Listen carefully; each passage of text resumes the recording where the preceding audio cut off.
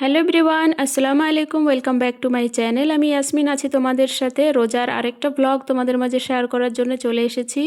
তবে প্রথম রোজাতে আমাদের ইফতারে ছিল হচ্ছে বিরিয়ানি, আর সেটা হচ্ছে ইয়াসিনের পাপা বানিয়েছিল। সেটা খেতে এতটাই টেস্টি ছিল, মেয়েরা আজকে বায়না করছে যে মাম্মি সেরকম বিরিয়ানি বানাও। কিন্তু আজকে তো ইয়াসিনের পাপা বাড়িতে নেই, উনি বাইরে গেছেন, তো তার জন্য আমি বানাচ্ছি। তবে চেষ্টা করছি যাতে সেই রকম টেস্ট হয়। তারপরেও সবার হাতের রান্না তো আর একরকম হয় না, এক একজনের হাতের রান্না এক এক রকমের হয়।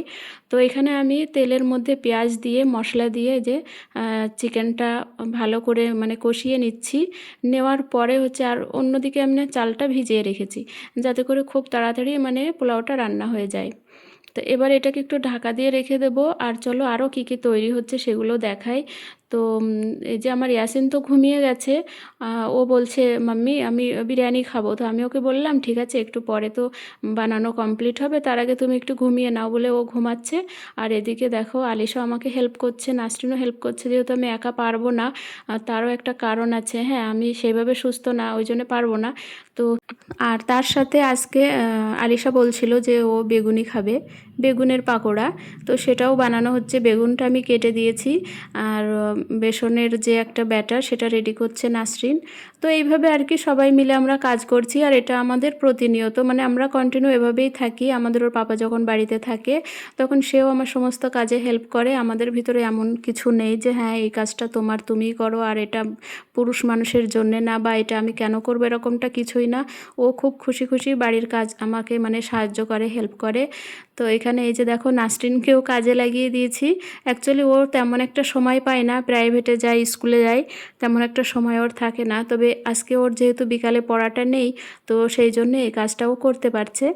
তো ব্যাটারটা রেডি করছে, আর এই ব্যাটারের জন্য বেগুনটা অলরেডি কেটে আমি ধুয়ে মুছে সুন্দর করে রেখেছি। আর বেগুনটা অবশ্যই কাটার পরে ধুয়ে মুছে নিতে হয়, তাহলে পেঁয়াজ মানে সরি বেগুনের যে পাকোড়া ওটা কিন্তু খুবই ভালো হয়। ঠিক আছে, তারপরে এই যে এবারে হচ্ছে বাকি ফল কাটার পালা। তো ফল কাটতে বসে গেছে আমার আলিশা, মানে আমার বড় মেয়েটা। ও ফল কেটে খুব সুন্দর করে সাজাচ্ছে। অ্যাকচুয়ালি যে জিনিসটাই তুমি রান্না করবে বা যে জিনিসটাই তুমি কাউকে খেতে দেবে, সেটা যদি খুব ভালোভাবে পরিবেশন করা যায় ডেকোরেশন করে, তাহলে সেই জিনিসের স্বাদটা কিন্তু দুগুণা বেড়ে যায়, এটা আমি মনে করি। আর আমি সবসময় সাজিয়ে গুছিয়ে খেতেই পছন্দ করি। তো এই যে বেগুনের পাকোড়াটাও হচ্ছে, আর তার আগে পেঁয়াজের পাকোড়া হয়েছে। তো সব মিলিয়ে আজকের আয়োজন কিন্তু মাশাল্লাহ অনেক ভালো। আর যেটুকু যার ভাগ্যে যেটুকু থাকবে সে কিন্তু সেটুকু পাবে, এটাই বলার। আর আমার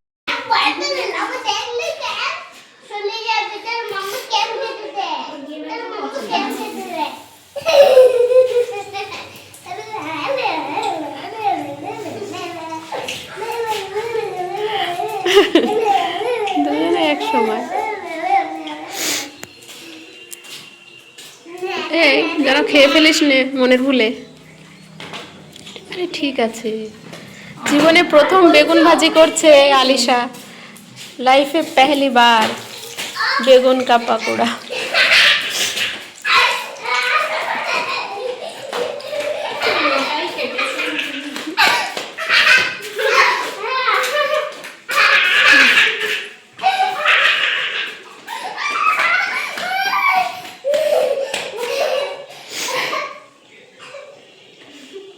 দরজাটা লাগিয়ে দাও।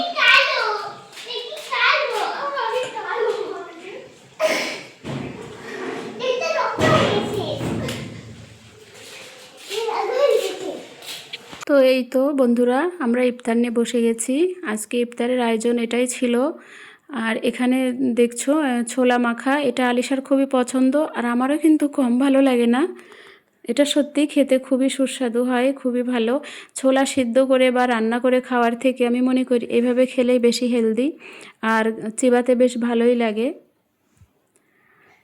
তো আজকে ভিডিওটা এই পর্যন্তই হলো। আর নেক্সট ভিডিও দেখতে হলে আমার চ্যানেলটা অবশ্যই সাবস্ক্রাইব করতে হবে। আর ভিডিওটা যদি ভালো লেগে থাকে লাইক কমেন্ট করতে ভুলবে না।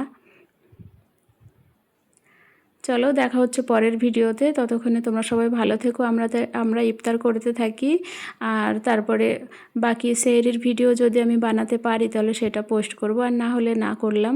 কারণ ওই সময় সেহরিতে উঠে না ক্যামেরা ধরতে ভালো লাগে না। অনেকেই পোস্ট করে যারা আমরা ভ্লগার আছি, এই ভ্লগারদের জীবনটা কিন্তু এরকমই, সব ক্ষেত্রে ক্যামেরা অন রাখে তারা।